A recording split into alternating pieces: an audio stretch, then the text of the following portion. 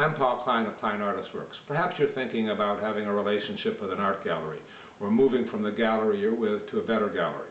At the outset, let me establish that I don't think it's necessary for all artists to have an art gallery.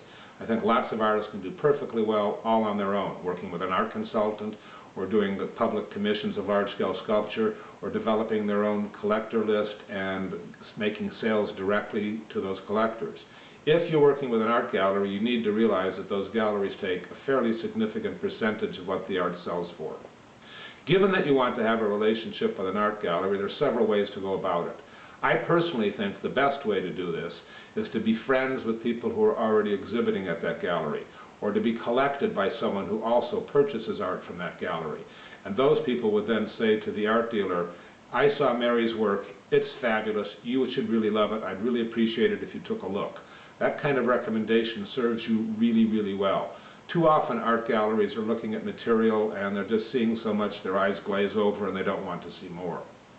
Another thing that you can do is slowly, in your own town or other places, begin a relationship with an art gallery, much like dating.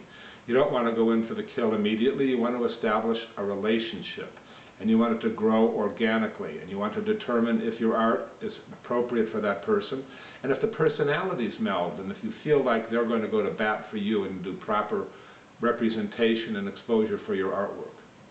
A third thing that you could do is to ask the gallery if they look at new work, and if they do, send them some stuff later on. But those galleries that are looking at new work frequently get a lot of submissions, and it's much better if the relationship that you establish with a gallery is an extension of a friendship and a personal relationship at the get-go. Another thing you could do is to submit your artwork to juried exhibitions. This is particularly appropriate with photography dealers because the photography world has a lot of competitions where people submit their work to juried judgment, and those folks look at work and sometimes they fall in love with what they're taking a look at. Another way you could go about this is to submit your artwork to books and compendiums and magazines that, like New American Artists, that come out every year, and they put in what they think is going on and what is interesting. When I had an art gallery, I found a wonderful artist out of a book like that.